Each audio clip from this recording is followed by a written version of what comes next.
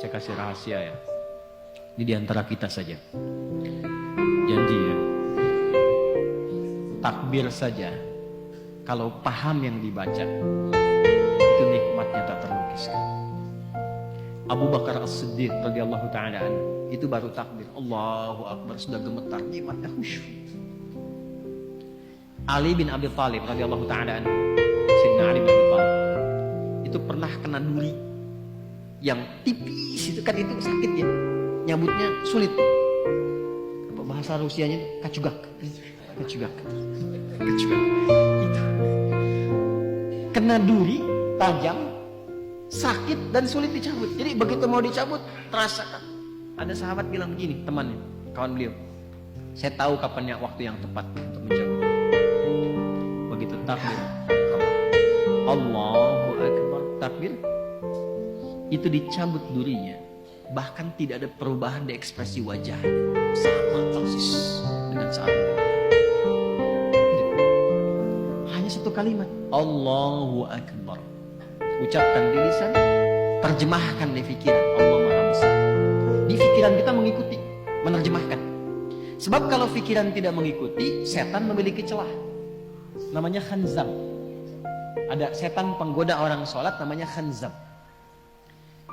Saya tidak berani menjanjikan, tapi suatu saat kalau kita nanti ada waktu, kita ngaji khusus fikih setan.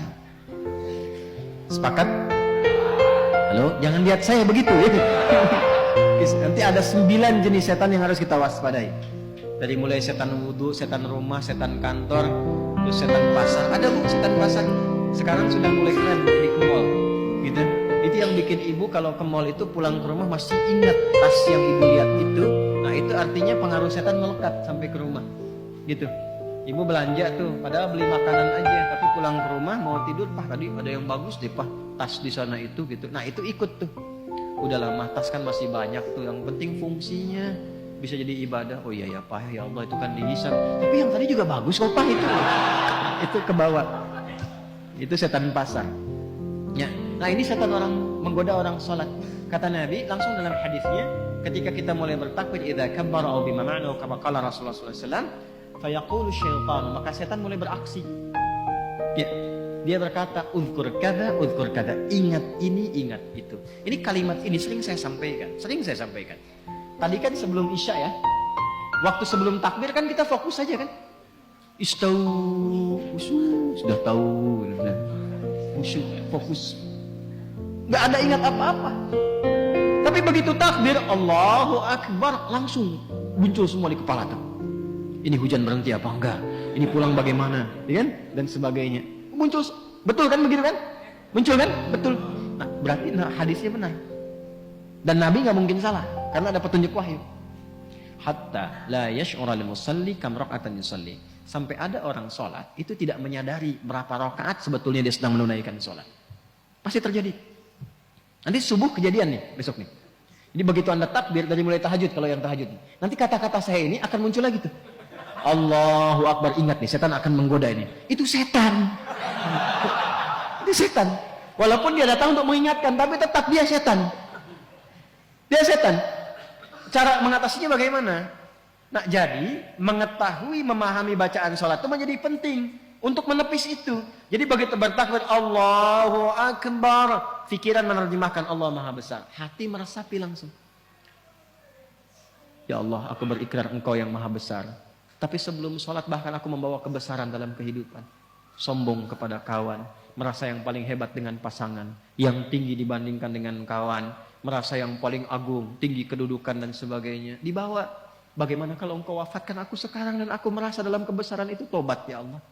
Aku mohon ampun. Ini yang membuat Abu Bakar As-Siddiq radhiyallahu ta'ala anhu, sahabat terbaik, imannya tinggi, dekat dengan Nabi, hidupnya membersamai Nabi, hijrah jadi pendamping Nabi, di kuburan menjadi teman Nabi, di akhirat membersamai Rasulullah.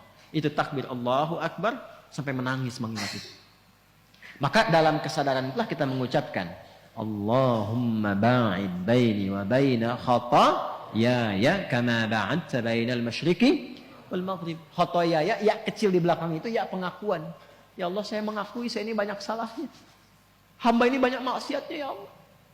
Sedangkan hamba masih mengaku hambamu. Hamba berharap surgamu, hamba berharap pertemuan dengan Rasulullah, tapi hamba mengakui hamba banyak dosa. Maka Anda katakan, kalau memang dalam sholat ini hamba pun masih membawa banyak dosa, ya Allah, dengan ampunanmu yang tanpa batas, mohon ampuni dosa hamba, dan jauhkan dari hamba sejauh-jauhnya, seperti engkau jauhkan timur dan barat yang tidak pernah bertemu. Hamba malu bertemu denganmu, ya Allah, dalam keburukan. Itu maksudnya. Maka kita katakan juga di doa yang lain, ada 12 jenis doa iftitah. Ini atau wajjahtu wajhiya lilladzi fatara as-samawati wal arda hanifan musliman wa ma ana minal inna salati wa nusuki wa mahyaya wa mamati lillahi rabbil la syarika lahu bidzalika umirtu wa ana minal. Makanya doa itu seringkali disandingkan dengan pembuka juga iftitah. Allahu akbar kabira walhamdulillahi subhanallahi bukratan asila. Baru masuk ke wajahtunya. Itu untuk menguatkan kepada jiwa. Ya Allah, aku merendah, aku pasrah. Hamba yang banyak salah. Aku hadapkan dirimu sepenuhnya, pasrah, sepasrah-pasrahnya pada penguasa langit dan bumi. Saya sholat, saya beribadah, bahkan hamba hidup, bahkan engkau wafatkan hamba sekarang dalam sholat. Hamba pasrah, ya Allah. Yang penting engkau akui hamba sebagai seorang muslim. Hamba berjanji, kalaupun setelah sholat ini diberikan kesempatan hidup, maka hamba akan menjadi muslim yang patuh dan baik setelah ini. Wa ana minal muslimin. Buktinya apa? Setelah sholat dibawa nggak kalimat itu? Nggak terbawa karena belum memahami. Mau sampai kapan seperti itu? Sedangkan kita sudah ribuan kali menunaikan sholat. Kenapa dari sekian ribu itu tidak ada yang kita usahakan untuk menikmati sholat itu? Sudah nikmat belum? Tapi kan yang penting benar rukunnya, Ustaz, betul. Dan itu mengangkat kewajiban, menghilangkan dosa. Ada pahala kalau rukun terpenuhi. Tapi problemnya, ada nggak dampaknya kepada jiwa yang terasakan dalam menjalani kehidupan dunia? Sebab dulu orang sholat itu bukan hanya menggugurkan hukum, berubah menjadi orang baik. Paham?